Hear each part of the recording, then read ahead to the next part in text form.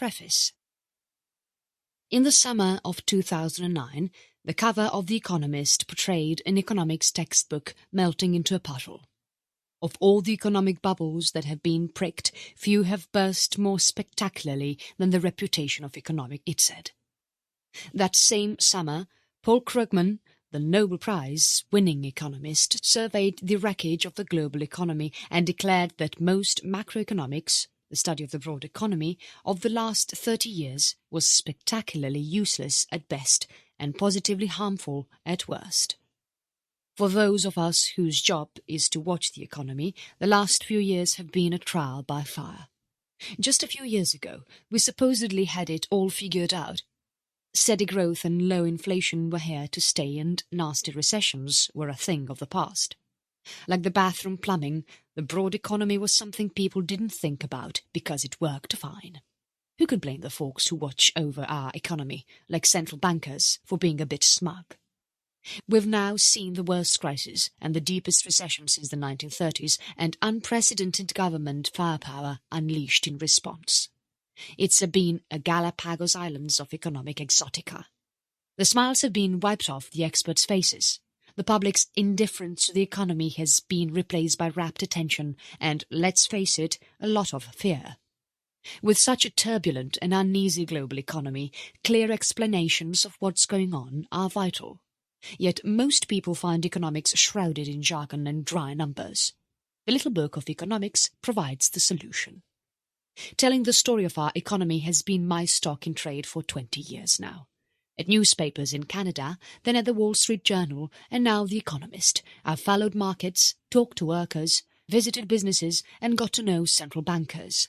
Then I've explained to readers and listeners in plain, simple terms what's going on in the economy, why and how it affects them. Even though taking economics in college, there was no intention to write about it. All that was wanted was a fallback in case journalism didn't work out. Right out of college, after joining a metropolitan daily newspaper that forced the covering of night-shift local politics, crime and the like, a lot of which never made it into the paper. The business section, however, had lots of space in it and regular hours, so there was the transfer. Soon, writing about the economy and the markets with lots of love and passion became a reality. This discussion has those lessons from the past in mind. This is not simply an easy reference for PhD economists, but for the citizen and investor on Main Street. All the essential concepts are explained with real-life examples and analogies, and shown the forces behind the news and events of the last few years. Also, attention has been put to leave out the dense and unpeeling jargon. If only the world would do the same. But of course, in the world of economics you will run into jargon, so you would be prepared well if you follow this attentively. By the phrase "into the weeds," I mean the internal guts of the economy, the data, the people, the lingo. Don't be frightened by these sections. They are perfect primers for anyone who wants to follow the markets and the economy in detail. Finally, I've boiled down everything in each chapter into conclusion. If you read nothing else in the chapters, read the final few paragraphs. It will tell you the essentials in a few short sentences. Introduction. Economic growth needs both healthy demand and supply. As is well known, Japan's demand for goods and services suffered when overinflated stocks and real estate collapsed, saddling companies and banks with bad debts that they had to work off.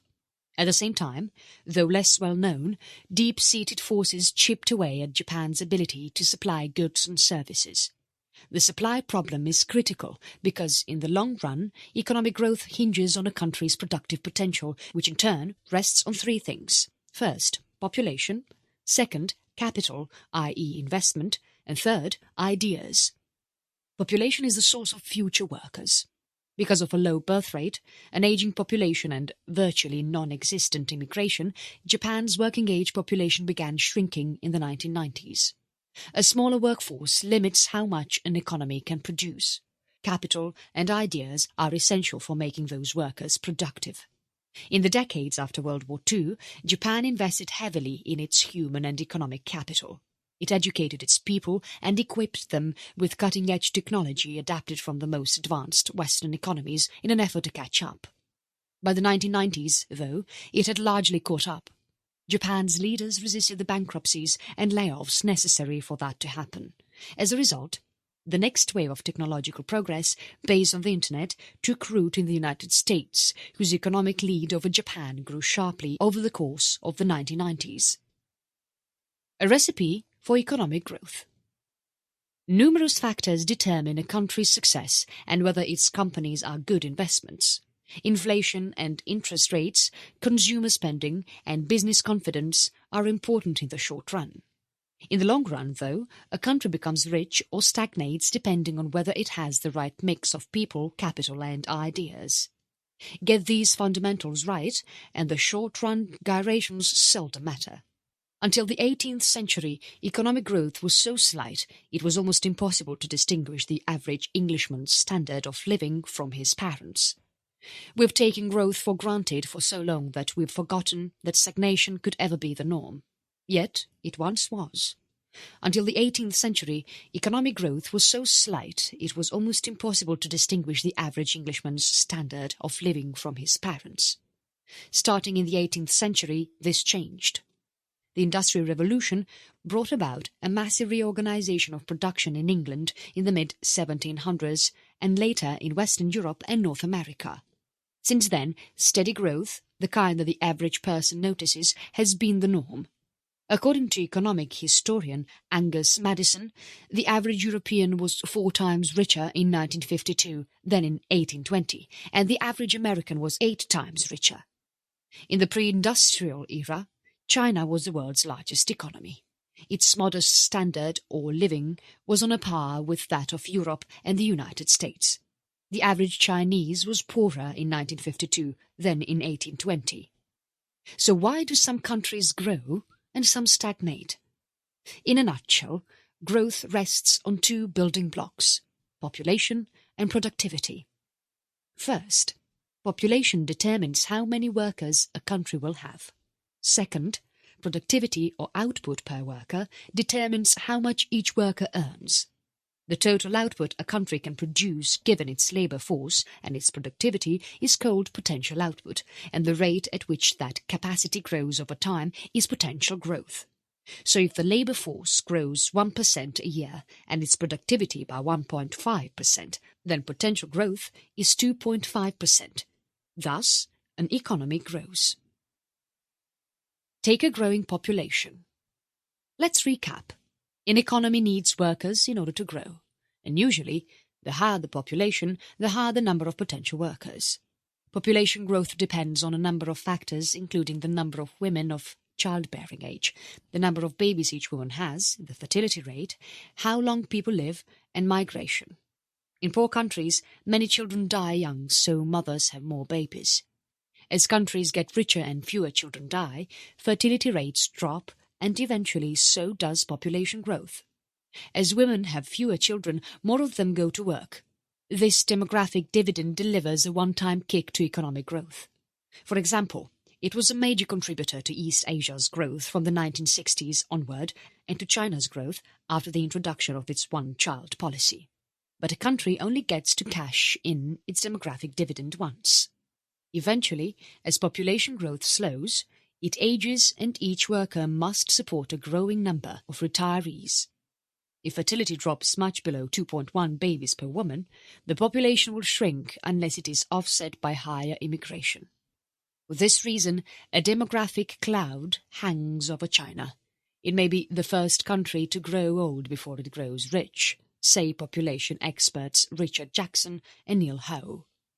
Its fertility rate is below 2, and its working age population will start to decline around 2015. Chapter 1.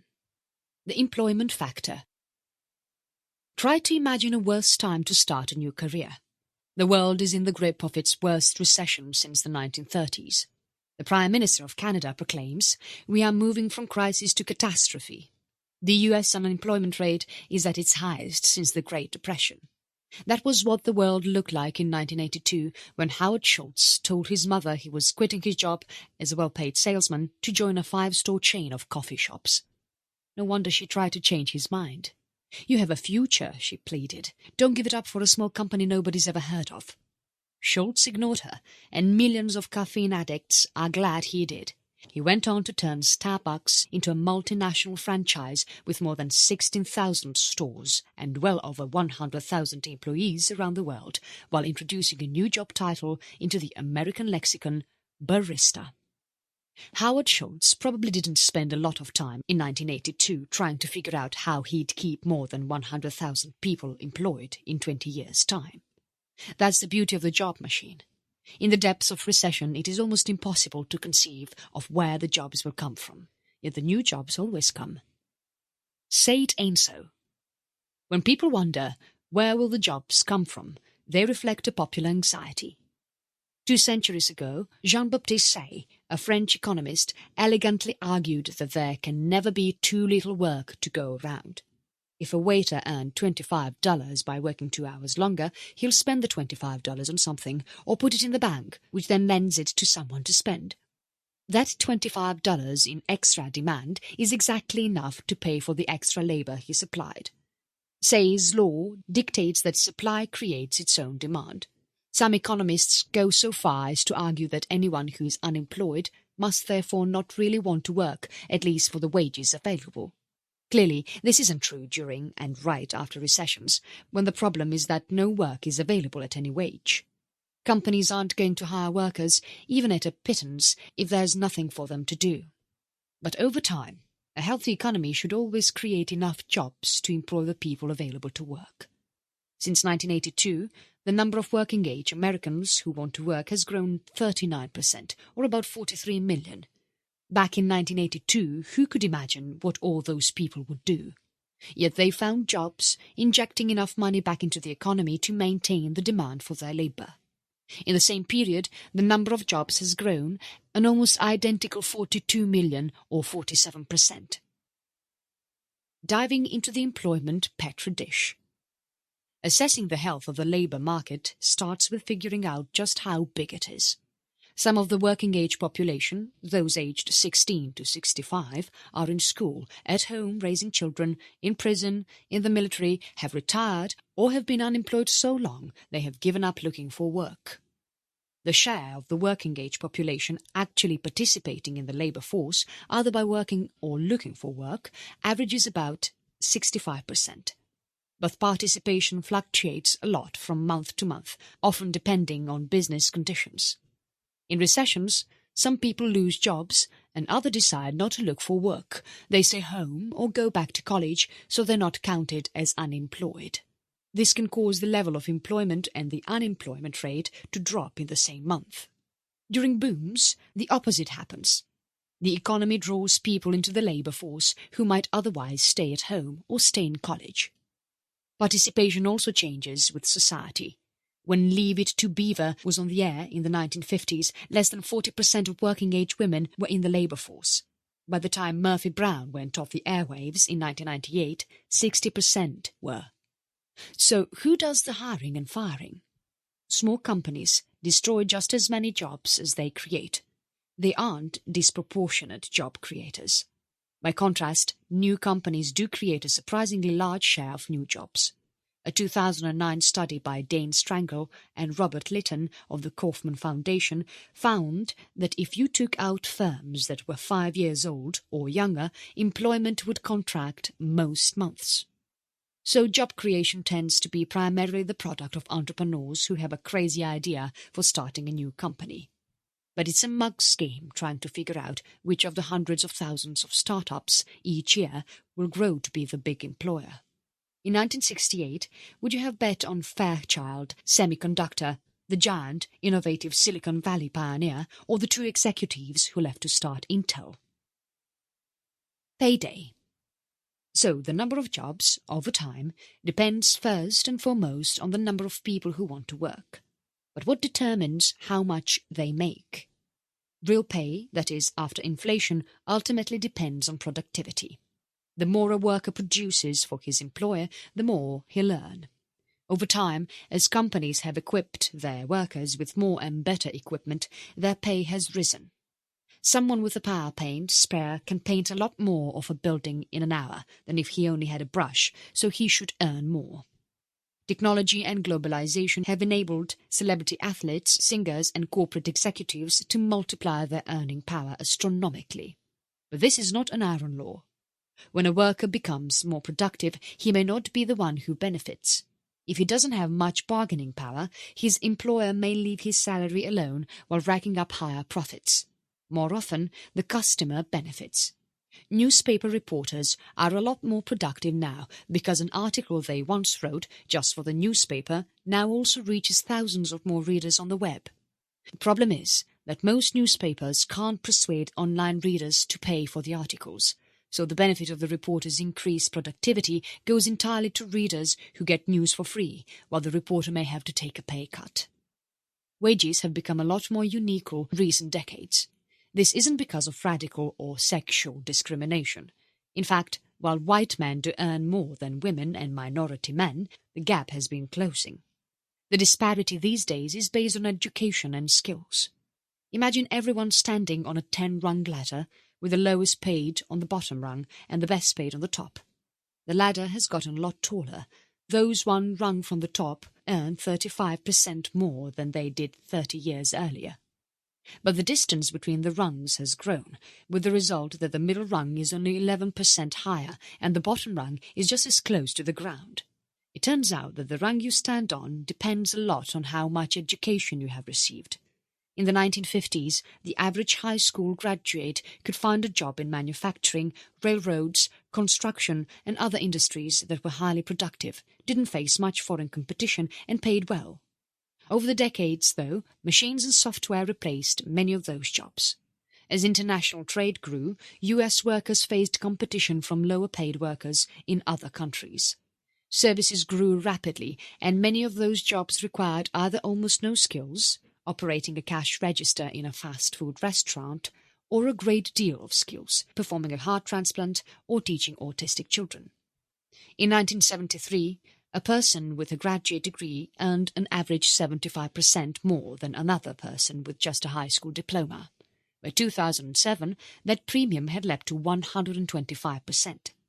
Education, though, can't fully explain why those at the very top have gotten so fabulously rich. According to Emmanuel Saez, an economist at the University of California, Berkeley, the 1% richest households reaped 24% of all income in 2007, the highest share since 1928. Technology and globalization have enabled celebrity athletes, singers and corporate executives to multiply their earning power astronomically. Susan Boyle got her start singing in church and at karaoke pubs. When she sang the same songs on Britain's Got Talent and on best-selling CDs, her income skyrocketed. Chapter 2. Capital and Ideas Behind Economic Growth. Capital. A country is not rich, though just because it has a lot of people. Just look at Nigeria, which has 32 times as many people as Ireland, but an economy of roughly equal size. The reason for this population-to-economic size disparity is that the average Nigerian is much less productive than the average Irishman. For a country to be rich, that is, for its average citizen to enjoy a high standard of living, it must depend on productivity, which is the ability to make more, better stuff out of the capital, labour and land it already has. Productivity itself depends on two factors: capital and ideas. Give a farmer more land and a bigger tractor or pave a highway to get his crops to market, and he'll grow more food at a lower cost. Capital is not free, though. The more a society saves, whether it's corporations or households, governments could save but are more likely to do the opposite, the more capital it accumulates. Capital, though, will only take a country so far.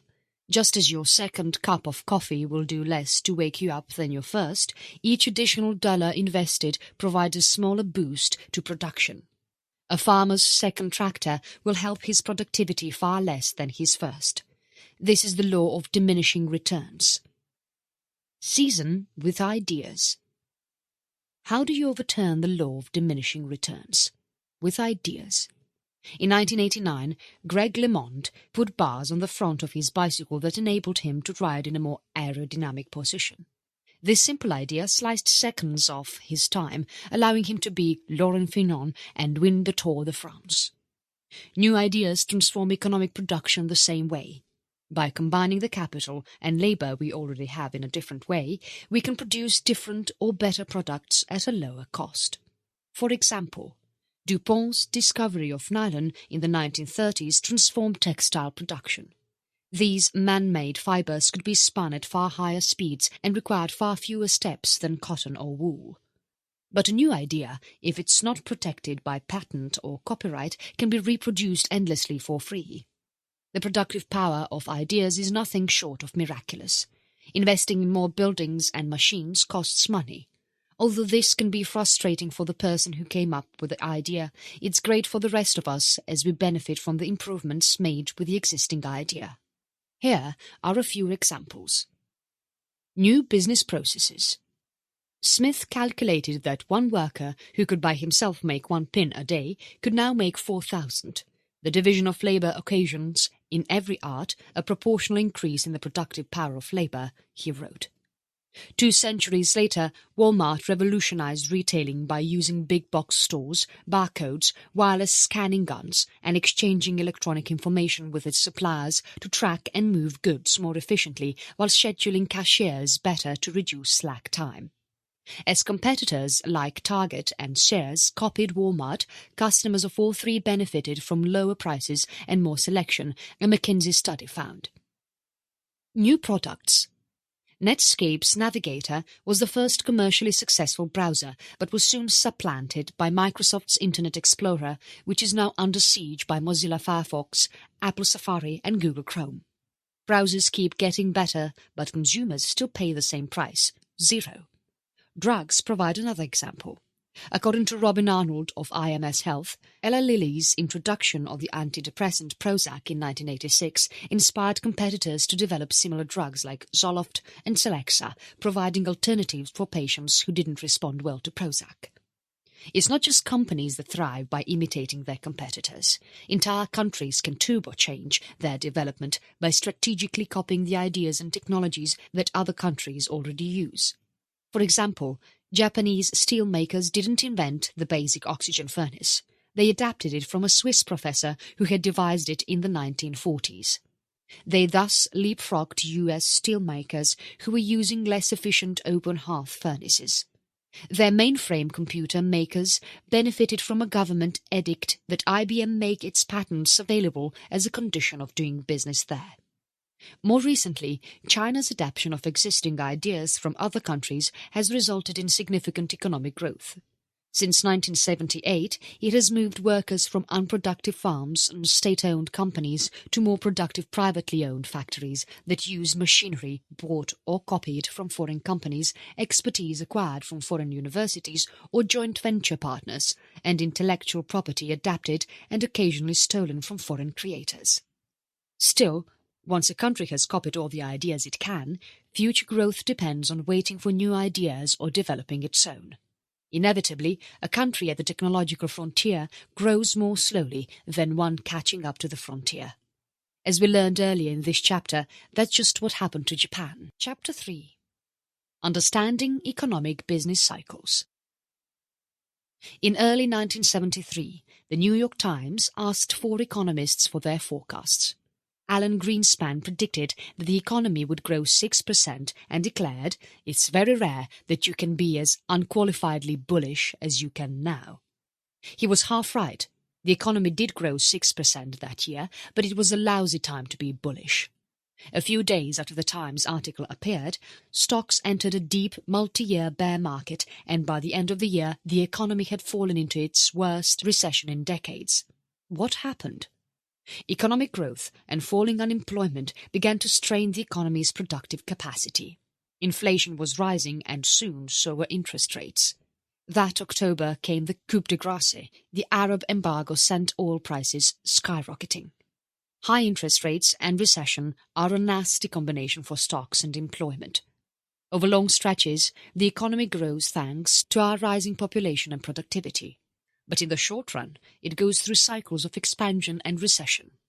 Catching the bottom of the cycle can turbocharge your portfolio or business plan, while missing the peak can lay waste to both.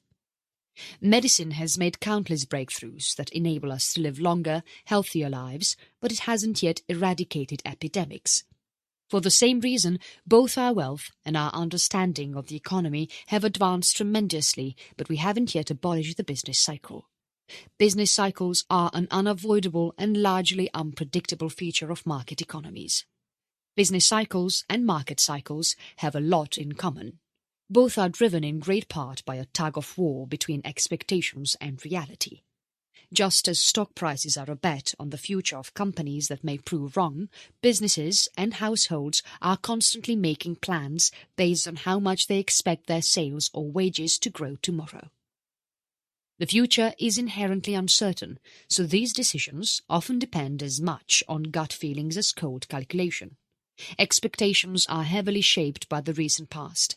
If video games sold well last month, a store will order more this month. If internet traffic doubled last year, telecommunications companies will lay more fiber optic cable this year. Business cycles and market cycles interact, reinforcing each other. As General Electric or eBay report rising profits, investors bid their stocks to nosebleed levels. When cash flow and asset prices rise, fewer borrowers default, so investors buy more corporate bonds and subprime mortgages. The markets then feed back into the economy. Higher stock prices make CEOs think they are geniuses, so they expand their businesses further. Easy credit tempts both businesses and consumers to borrow more than they can safely handle. Every business expansion eventually dies. Only the cause of death changes. These imbalances inevitably unwind, often abruptly and without notice. Just as people often get sick faster than they get better, bear markets are more violent than boom markets, and unemployment rises more quickly than it falls. The credit taps are tightened more quickly than they are opened. The event that ends these imbalances and thus the business cycle is seldom the same.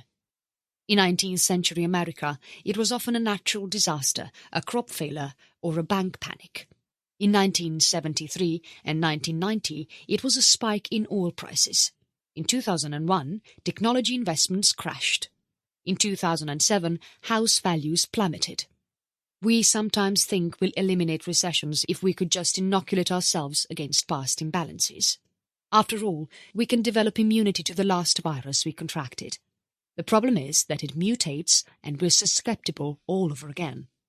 The same holds true for the business cycle. Every business expansion eventually dies. Only the cause of death changes. Unfavorable business cycle. There is one common element to almost all modern business cycles. As the economist Rudi Dornbusch wrote in 1998, none of the post-war expansions died of natural causes. They were all murdered by the Fed. The Federal Reserve raises interest rates if it thinks the economy is growing so fast that inflation will rise. Costlier credit eventually forces businesses and consumers to curb their spending, sometimes abruptly. Long ago, the effect was brutally direct. Regulation Q, a rule passed during the Depression, limited how much interest banks could pay on deposits. When the Fed tightened monetary policy, interest rates in the financial markets rose more than on bank deposits. As a result, people shifted money out of their saving accounts and into high-yielding money market funds. As deposits shrank, banks had to curtail lending. Sales of homes and cars, which are often bought on credit, shriveled. Companies suddenly found inventories piling up and had to shut down production and lay off workers. Laid-off workers slashed their own spending, multiplying the initial impact. Recession ensued. Happily, the Fed could also end recessions by cutting interest rates. And like a bungee jump, the deeper the dive, the sharper the upswing. People who had put off buying houses, cars, and other large ticket items troop back to the stores. Companies with too little inventory on hand restart production and hire back workers. Those workers spend anew, which leads to more hiring, and the expansion becomes self-supporting. Business cycles changed after 1982. Inflation became better behaved, so the Fed did not raise interest rates as much or as often. Innovation and deregulation weakened Regulation Q, so when interest rates rose, banks could still make loans. Just in time, management ensured inventories didn't get far out of line with sales, while a growing chunk of gross domestic product, GDP, went towards services like knee surgery and yoga lessons that don't require inventories. The Fed seemed omnipotent. It nimbly raised interest rates before inflation broke out and cut them before growth crumbled. The two recessions that did occur, 1990 to 1991 and 2001, were uncommonly mild. Economists dubbed this era the Great Moderation. Alas, neither business cycles nor imbalances had been tamed. They simply changed shape.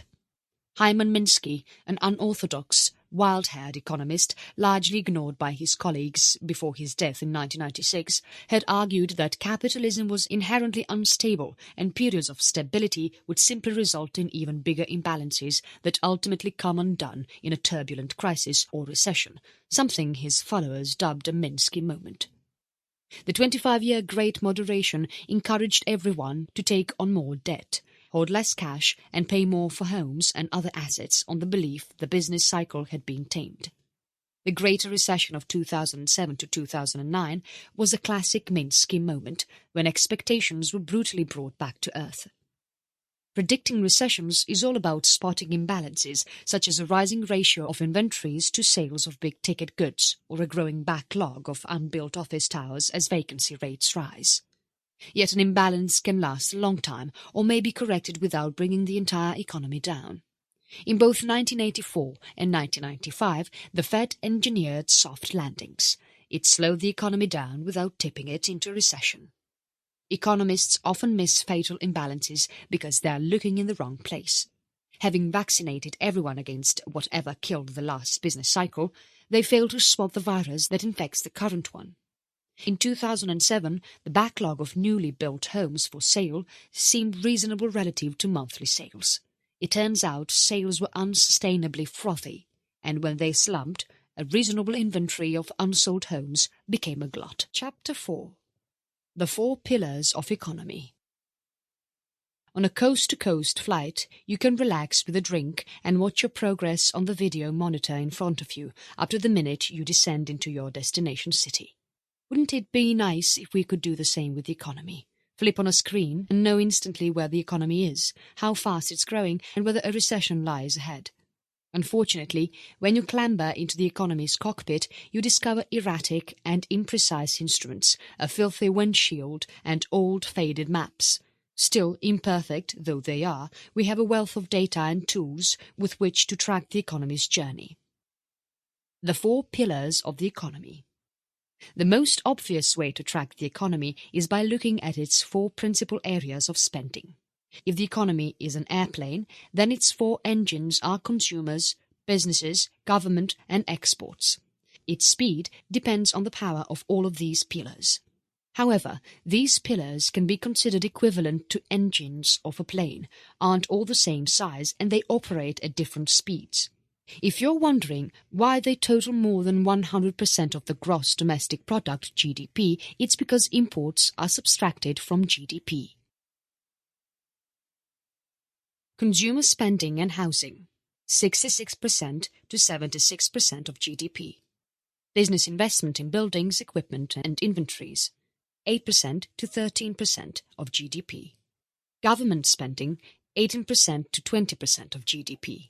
Exports, 8 to 12% of GDP.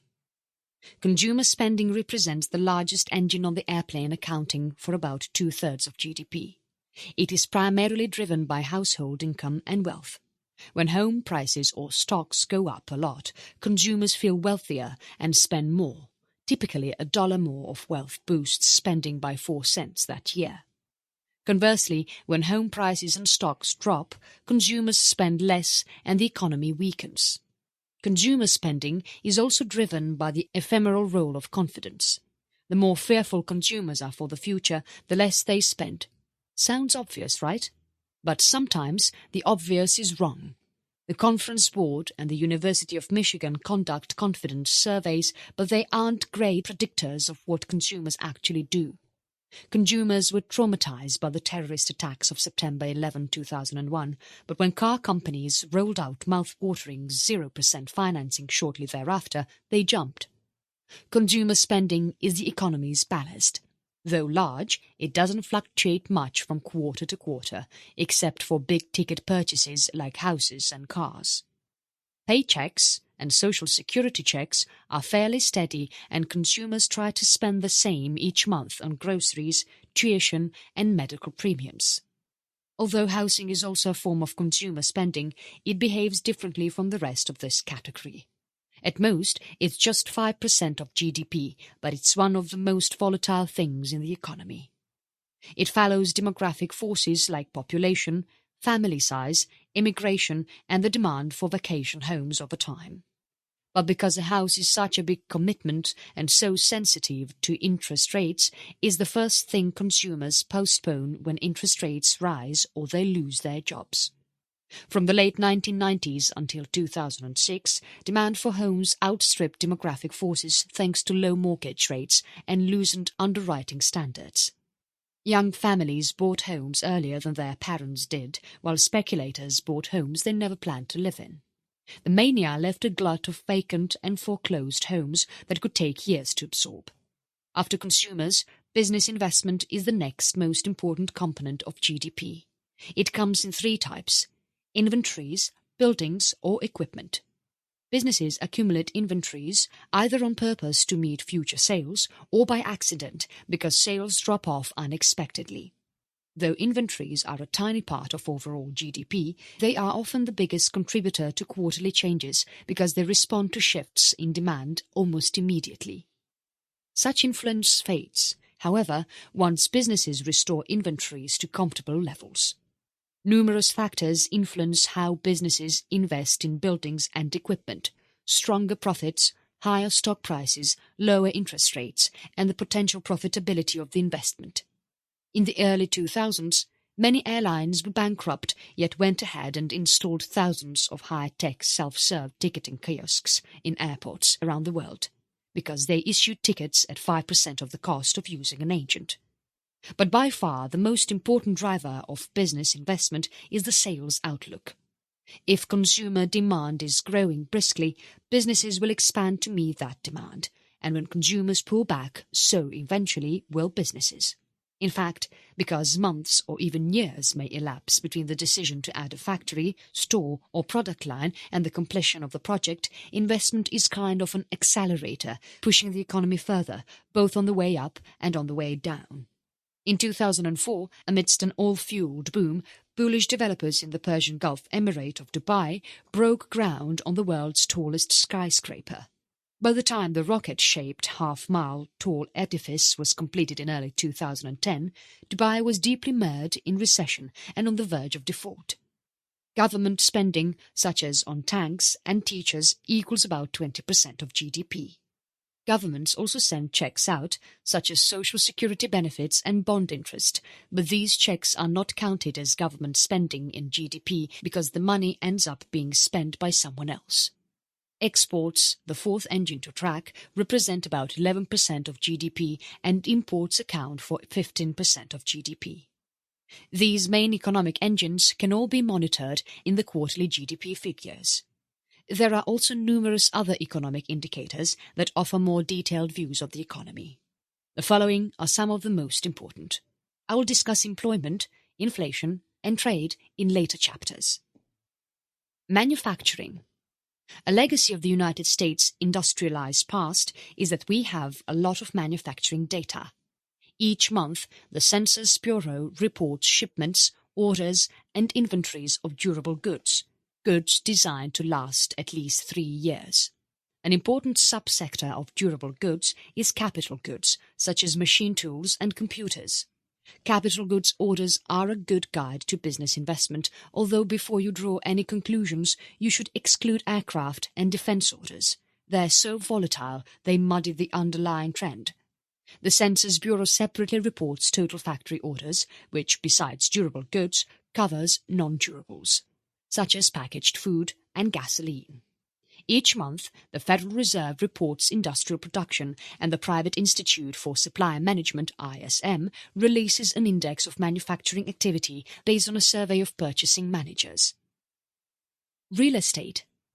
The Census Bureau issues 3 key monthly real estate reports. The first covers housing starts, the number of new homes on which construction begins, and building permits which, like starts, track construction but are less affected by weather. A second report covers sales and prices of newly built homes. A third report covers construction spending from hospitals and highways to apartment buildings and stores.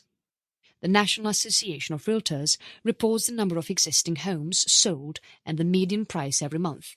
The Federal Housing Finance Agency and S&P, or Case-Shiller, issue separate monthly reports on home prices. Consumer spending. The Census Bureau reports retail sales each month. Sales of automobiles are volatile and gasoline's price seesaws, so if you want the underlying trend, you should exclude these categories. Retail sales cover only 40% of consumer spending because services and housing are excluded. Once a month, the Bureau of Economic Analysis reports total consumer spending and its major components, which include services and durable goods, personal income, and saving. The Mapmakers. When you set out on a journey, you are at the mercy of the people who draw your maps. When you track the economy, you have to trust the people who gather the statistics. Collecting these numbers is a core duty of government, although it hasn't always been. In 1884, the New York Times greeted the creation of what is now the Bureau of Labor Statistics as a fine bit of congressional witlessness. 3 federal agencies produce the lion's share of our economic data: the Bureau of Economic Analysis, BEA, and the Census Bureau, both part of the Commerce Department, and the Bureau of Labor Statistics, BLS, in the Labor Department. The Federal Reserve also produces some data, such as industrial production and consumer credit. Lastly, private organizations like the National Association of Realtors and the Conference Board produce some key data. U.S. politicians certainly abuse statistics, but virtually never interfere with them. In some countries, governments regularly interfere with economic statistics. For instance, in 2008, Argentina decided to exclude fast-rising prices from its consumer price index. The result was a ridiculously low reading on inflation. The Chinese government frequently reports suspect data. Growth reported by the provinces often differs from what the central government reports for the whole country. Garbage in, garbage out. Bad data leads investors and businesses to make bad decisions. At the extreme, it undermines trust in government. U.S. politicians certainly abuse statistics, but virtually never interfere with them. The statistical agencies, though run by political appointees, are independent and apolitical. Even so, the data isn't perfect. The agencies track the economy by sampling people and businesses, then they extrapolate the data and apply it to the whole economy. That's an imprecise science, given how big, varied, and ever-changing the economy is. As with opinion polls, data surveys have their margins of error, and some are quite large, leading to large revisions later on when more data is available. For instance, the Census Bureau estimates new home sales from a small sample of local permit offices based on building patterns that may be decades old. The margin of error in these surveys is usually around 20%, and numbers are routinely revised up or down by 5%. The agencies also make judgments when it's not obvious how to put a number on something. Suppose you buy a computer this year at last year's price, but the new model has a faster microchip and a bigger hard drive. How do you measure the computer power you actually bought?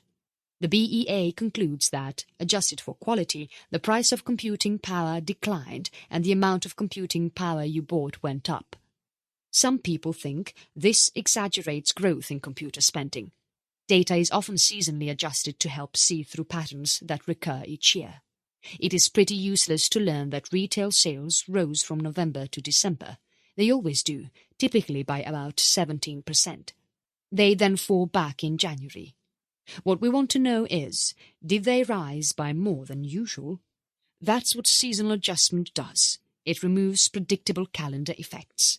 If retail sales only rose 15% in December, that would be a disappointing drop of 2% seasonally adjusted. All these procedures mean our data is never perfect, but nor is it dishonest or biased. You can generally assume that, if there are errors, they cancel each other out over time. Making long-sightedness work. Economists pore over all this data and more and combine it into a forecast of where the economy is going. Their success rate is the stuff of comedy. Alan Murray of the Wall Street Journal once quipped, "If pilots' vision were as bad as economists', Amtrak would be profitable." In 2006, not one of the economists surveyed by the Wall Street Journal predicted a recession. Lots of detailed economic forecasts are available for free, though remember, advice is worth what you pay for it. Truth be told, forecasts aren't useless. Indeed, the average of a group of forecasts is more accurate than simply assuming next year will be like this year. For all the well-earned ridicule, economists are still in demand by businesses, governments and investors who prefer a bad forecast to no forecast. Even a wrong forecast sheds light on the behavior of the economy and helps us recalibrate our decisions. Lots of detailed economic forecasts are available for free, though remember, advice is worth what you pay for it. The Wall Street Journal surveys about 50 forecasters each month and publishes their views online.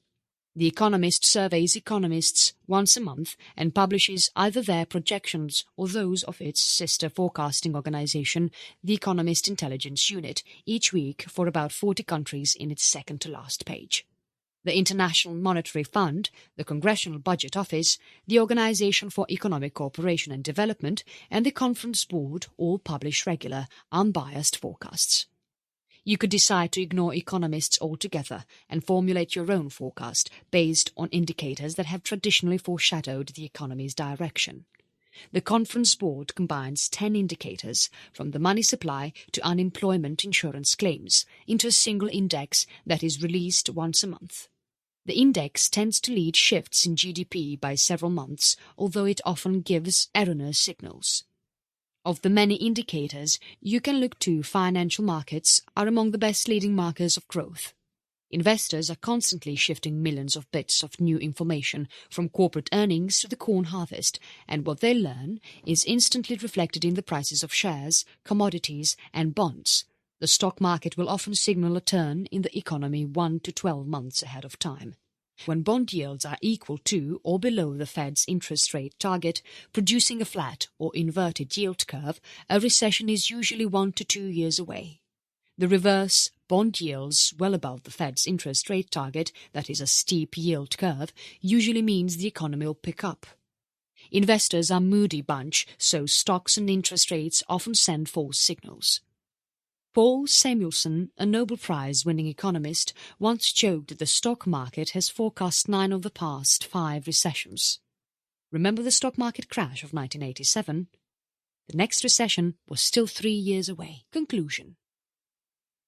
Imagine the Fed as a regular bank. It has assets, loans to commercial banks and treasury bonds, and liabilities, commercial bank reserve deposits and the currency in your wallet. The Fed earns interest on its assets and pays some interest on reserves, but those $20 bills in your wallet are an interest-free loan to the Fed. This produces a big profit for the Fed, called seigniorage, which it hands over to the Treasury. This isn't chump change. In 2009, it gave the Treasury $47 billion. That actually means Fed's management of its balance sheet interests each and every single taxpayer. During the financial crisis, the Fed shifted from safe treasuries to riskier things like mortgage-backed securities, loans to banks, and AIG, old Bear Stearns assets, commercial paper, and so on. Could this strategy cause the Fed to go broke? Almost certainly not. The Fed does not carry its bonds at market value, so fluctuations in their prices don't affect its profit. If some of its loans default and the collateral is inadequate, it would record a loss. But the losses would have to be ridiculously large to wipe out its profit, never mind its substantial capital. Anyway, the Fed could have no capital at all and still do its job, although having to ask Congress for more capital wouldn't be good for its independence and our confidence in it. Banks are acutely vulnerable to panic. Most of their money is tied up in loans. They keep cash on hand to repay some depositors, but not enough to repay all of their depositors.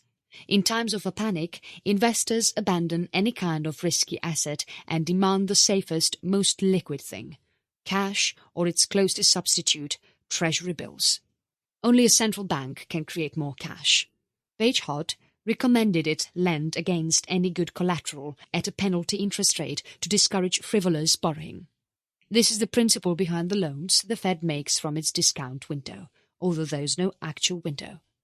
It lends to commercial banks, accepting as collateral loans, securities and other assets discounted from face value. Occasionally, the actual Fed funds rate spikes above its target if, for example, banks suddenly have to meet a cluster of payments and all try to borrow at once. On those occasions, the discount window is a useful safety valve for them. Over the years, the discount window has dwindled in importance as banks found other sources of funds at home and abroad. Banks used it when the payment system didn't operate properly, as on 9/11, or if they were short of required reserves. Most notoriously, troubled banks used it when no one else would lend to them, as Continental Illinois did in 1984. It eventually failed. This gives the discount window a stigma, and healthy banks avoid it at all costs. Getting around that stigma is why during the recent crisis the Fed made loans from the discount window via auctions. They were cheaper and more anonymous.